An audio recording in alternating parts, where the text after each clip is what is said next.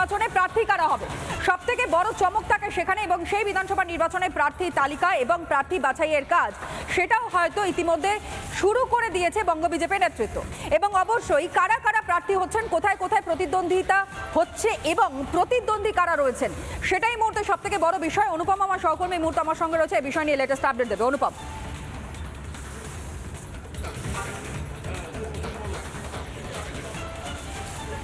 দেখো, ইতিমধ্যেই তোমায় জানিয়ে রাখি সেই তালিকা তৈরির কাজ কিন্তু শুরু করেছে বঙ্গ বিজেপি নেতারা।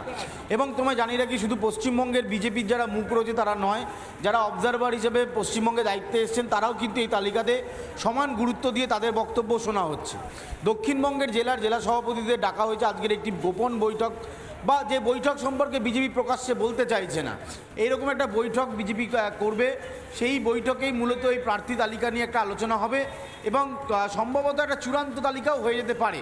যদি এটার বিষয়ে এখনও সিদ্ধান্ত হয়নি, তবে 3টে করে নাম নিয়ে বিধানসভা ভিত্তিক যাচাইয়ের কাজ চলছে, পর্যালোচনা চলছে, নিখুঁতভাবে দেখা হচ্ছে যে যাদের প্রার্থী করা হচ্ছে তাদের ব্যাকগ্রাউন্ড দেখা হচ্ছে। ফলে এইরকম একটা পরিস্থিতিতে যে 28 তারিখ চূড়ান্ত ভোটার তালিকা প্রকাশের পর যে কোনো দিন মনে করা হচ্ছে যে ভোটের নির্ঘণ্ট প্রকাশ হয়ে যাবে। ফলে ভোটের নির্ঘণ্ট হয়ে গেলেই এই সমস্ত পলিটিক্যাল পার্টি, যারা রুলিং পার্টি, অপোজিশন পার্টি, তাদের প্রার্থী তালিকা ঘোষণা করতে হয়। সেই কাজটাই মূলত বিজেপি এগিয়ে রাখলো। বিজেপির ক্ষেত্রে যেটা বিষয় সেটা হচ্ছে যে রাজ্য বিজেপি নেতারা এই তালিকা তৈরি করে দিল্লি পাঠাবেন। দিল্লি তারপর সেটা সবুজ সংকেত দিলে সেই প্রার্থী তালিকা ঘোষণা হবে। এখন এটা খবর আমরা পাচ্ছি যে বিজেপি এবার প্রার্থী তালিকা পশ্চিমবঙ্গের মাটিতে বসে ঘোষণা করতে পারে। গত 21-এ আমরা দেখেছি দিল্লি থেকে প্রার্থী তালিকা ঘোষণা করা হয়েছে। এবারে নির্বাচনের ক্ষেত্রে পশ্চিমবঙ্গের মাটি থেকে করা হতে পারে বলে সূত্র দাবি করছে।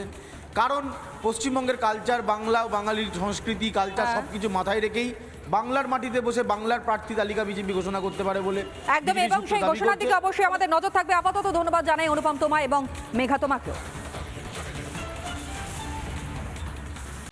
নানা ধরনের কন্টেন্ট দেখার জন্য লাইক করুন, শেয়ার করুন আমাদের ফেসবুক পেজ, সাবস্ক্রাইব করুন আমাদের ইউটিউব চ্যানেল।